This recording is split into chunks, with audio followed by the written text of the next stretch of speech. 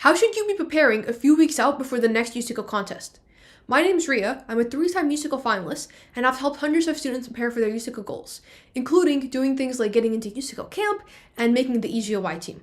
And today, I'm going to share with you what you should be doing a few weeks out before your next contest. One of the main things you want to do is practice contest strategy. Now, there's two parts to this, one that everybody should do and one that only some people will need to do. The part that everyone needs to do is going to be getting very clear on their contest strategy and practicing it. I have a contest strategy video that I'm going to link beneath this video or in one of the cards here, which really helps you perfect that contest strategy. Now, I've worked with students whose scores have gone to 400 to 800 once they have all the key concepts down just from improving their contest strategy. Now, again, if you don't know how to solve the problems, that's not going to happen. But if your skill level is really high and you feel like the reason you don't get points is because I could have gotten that if I just had more time, that's a contest strategy issue. So what you need to do is work on your contest strategy, and once you have an ideal framework of how you plan to spend your 4 to 5 hours in contest, you then have to practice it. Because a lot of times, even when people have a framework of how they plan to spend their 4 to 5 hours in contest, what happens is when they're in the actual contest, when they're under stress, the brain's thinking, oh my God, I'm not getting these problems. I don't know how to do any of these. I'm not going to advance. When the brain goes into that framework, they then deviate off of their planned contest strategy because they're under stress and they're thinking, no, I'm so close to this problem. And 45 minutes go by debugging. So what you need to do is practice your contest strategy. If you think about military members, when they go fight wars overseas, the reason that they're able to perform in the middle of battle is because they have practiced their strategies. They have practiced it over and over under stress. And due to that, they're then able to, when they're under stress in a contest, they're then able to take what they learned and apply it step by step as listed and do really well. And so obviously, USACO contest is not anywhere near as high stakes as our military members, but what we're trying to do is make sure that we stick to the plan under the stress of a contest. So we first need to practice it in a practice contest, and then we need to slightly turn up the stress levels. Now, turning up the stress levels is the second part to it, which only some people need to do. For some people, when they take a contest, they perform better than average the first time they take it. They perform better than their practice. For some people, when they take a contest, their performance is lower than practice. If, when you're taking a contest, due to the stress of the contest, you perform worse than you do in practice, like when you're practicing problems, then you need to consider practicing under stress. So add a little bit of stress to your contest. If I do well on this contest, I'm going to eat a chocolate, or I'm going to play video games for 20 minutes, or something small. Then keep upping that reward. And that way, when you're taking the practice contest, during the contest, your brain's going to think, oh, I'm not going to get my chocolate. And then you got to bring your brain back to the focus. That shouldn't be too difficult to do. But then it gets harder and harder. And finally, when you're in the real contest and your brain likes to go on about the different stress, you have practice bringing it back to the main focus. And you can use that to do really well in a contest. Now, again, this is not going to happen overnight. You need to take multiple practice contests and getting better performing under the stress. You can take real Code Forces contests or contests from other sites just to help you getting better performing under the stress. So, to summarize, to practice contest strategy, there's two parts. Everyone needs to get solid on their contest strategy and practice it so that when they're under the stress of the contest, they stick to the strategy as listed. Now, some people who perform worse in contest than they do in practice due to stress, they need to get better at practicing under stress. So it's like if I'm going to run a marathon. I'm not going to run 26 miles, which is the length of a marathon, on the first time I'm practicing. I'm first going to run 1 mile. Then I'm going to slowly increase the difficulty.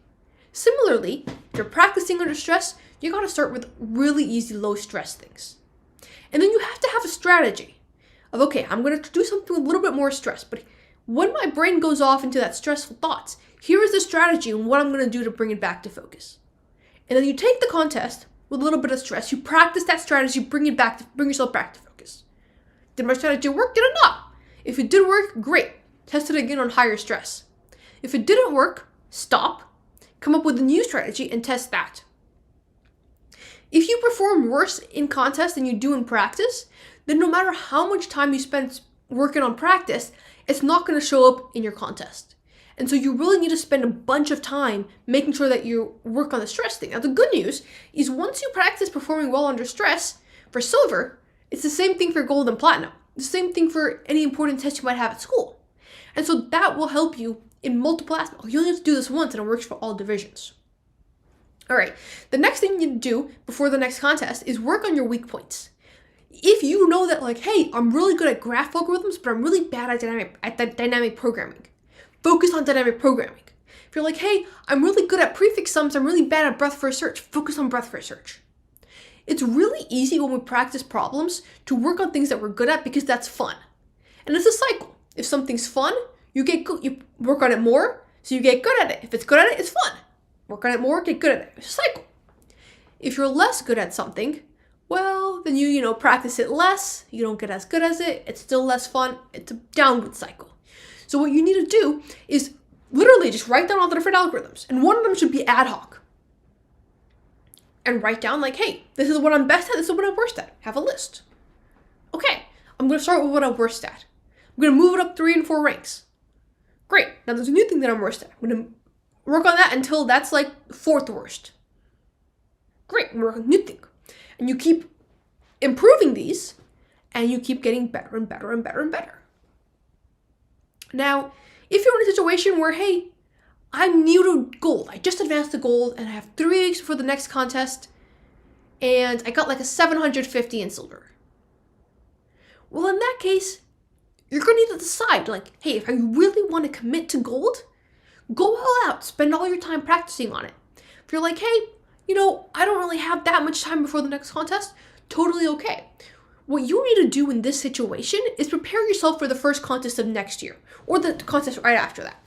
What you need to do is figure out what is a realistic contest to advance in, prepare yourself for that, and then see how you can use this next contest. So, you can use this next contest to practice your contest strategy. You can use this next contest to, if you're not doing well under stress, to practice that. You can use this next contest to identify your weaknesses. Let's say you get the graph problem, but around hour 2, your brain starts to slow down a bit.